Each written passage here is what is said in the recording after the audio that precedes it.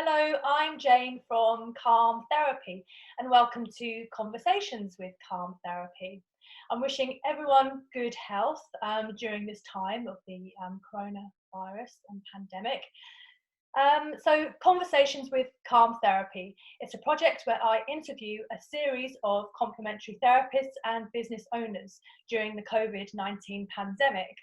This is to create communication and connection amongst business owners. It also offers you, the viewers, tips on how to cope with these sudden changes, how to manage your fear as that arises in times of uncertainty, and perhaps how to release the fear, how to move forward.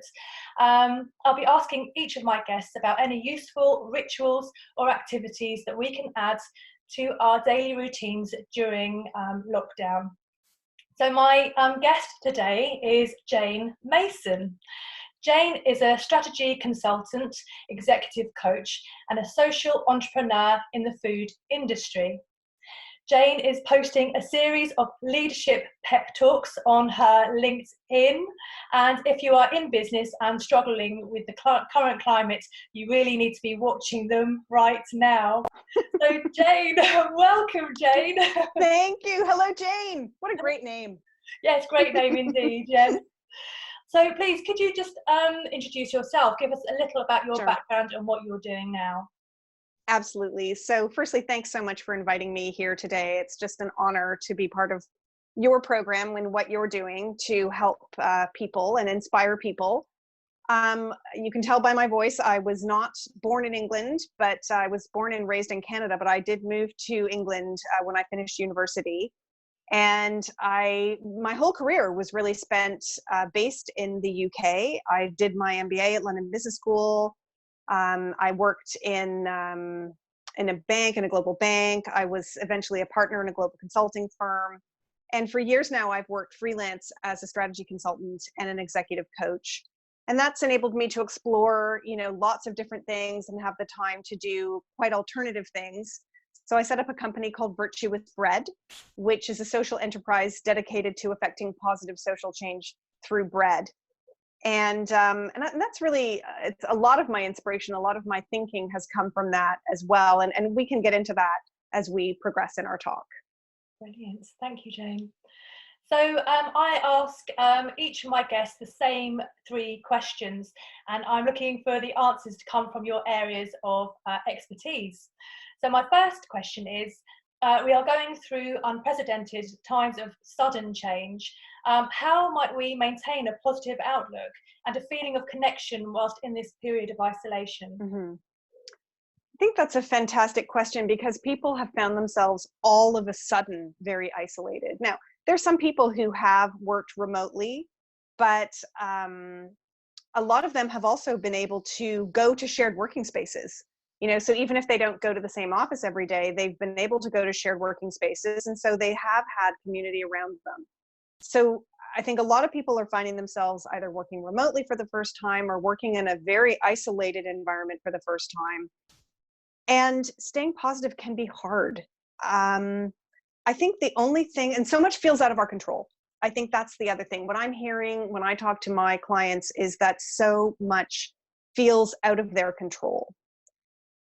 And so much is out of our control. Okay. But what we can control, and I think part of staying positive is really focusing on what you can control. And you can control to a certain extent how you think and what you're thinking about.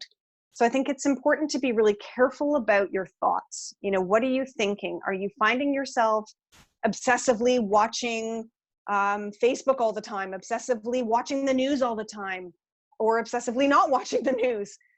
I think we need to be careful. And one of the things that can be super helpful, and this sounds a bit odd, is at the end of the day, maybe, make a little pie chart of think about how you spent your day. What did you think about in that pie chart? If you find yourself saying, I spent 50% of my day watching social media, I spent 80% of my day watching the news, I spent 90% of my day thinking of disaster scenarios, you may need to take a bit of a rain check on those activities and change the balance of what you're doing so that you can change the balance of your thoughts. And I hope that doesn't sound too obscure, But I do believe we need to be really careful about what we're doing, and therefore, really careful about what we're thinking, and and write down what you're grateful for at the end of every day. It's not enough to think I'm grateful for food or I'm grateful for shelter. You may well be. Write it down, like really kind of physically articulate it. I find that very helpful. And to feel it as well, to actually Hmm. feel the gratitude is really key. That's what really brings um, it to the forefront, really, isn't it? With Hmm. just writing it down to actually make sure it's part of what you're experiencing, and it brings Yes. the things to you. It really does. Yes, I agree. Yeah, thank you, Jane. So my second question is that it's known that fear can have a negative impact on the Mm. body. How might people release themselves from this fear to reduce mental and physical health issues, and perhaps move forward from that fear? I think it's absolutely true. Fear is just a different kind of trauma, and trauma has a big impact on our body, even if it isn't physical trauma. I think one of the best known and proven ways of coping with and processing trauma, whether it's physical or mental, is movement. And this is one of the reasons why exercising every day is so important. Movement helps us process trauma. Even if we're talking out loud to ourselves as we move, it's a very effective way of processing trauma and processing fear. Another excellent thing is if you have a conversation with a friend or with a therapist, but do it on the phone as you walk. Even if you're walking around the room, or you can walk around your garden or walk up and down the street in front of your house. I think that talking is very important, but I believe that movement is really a key way to process fear and trauma. Great, thank you, Jane. So going on to my next question, based on your experience, can you suggest any useful rituals or activities that we can add to our routines to support us during this new way of life?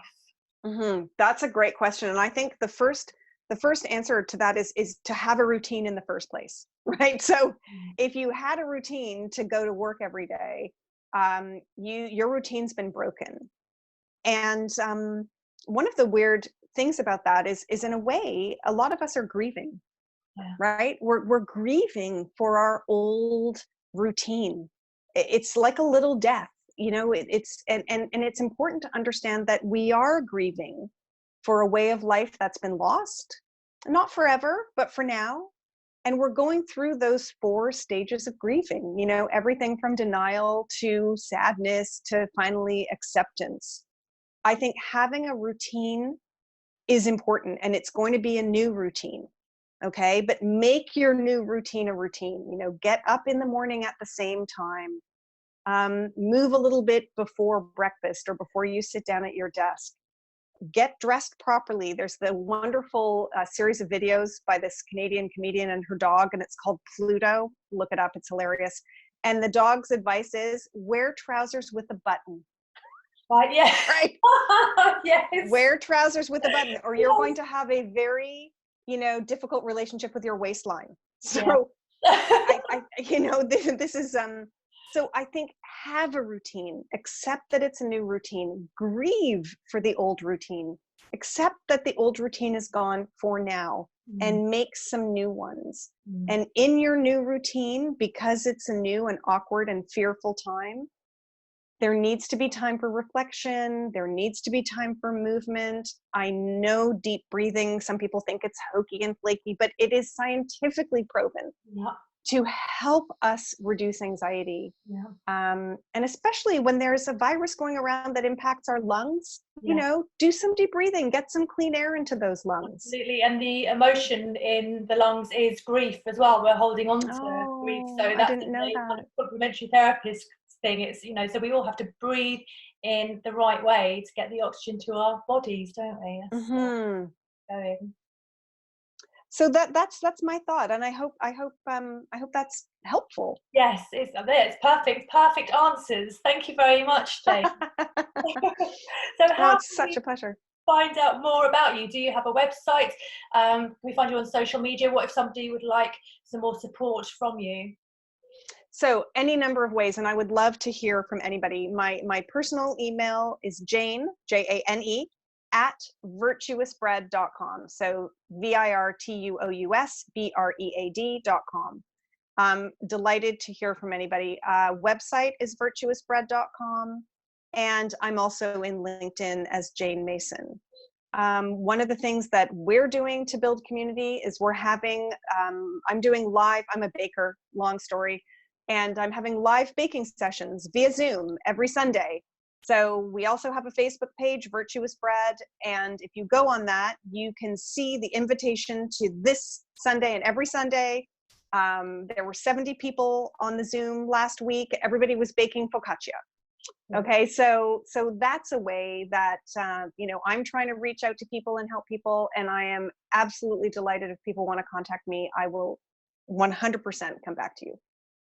Thank you. That's great. Well, Jane, thank you so much for being part of this project. Your information is going to be so helpful to many people and business owners who really are struggling with it at this time. So that's great. So I'll be posting this video to my YouTube channel, which is Conversations with Calm Therapy. So please subscribe to my channel so you won't miss out on all the latest videos that I'm posting up there. So that's great. So thank you. No, thank you.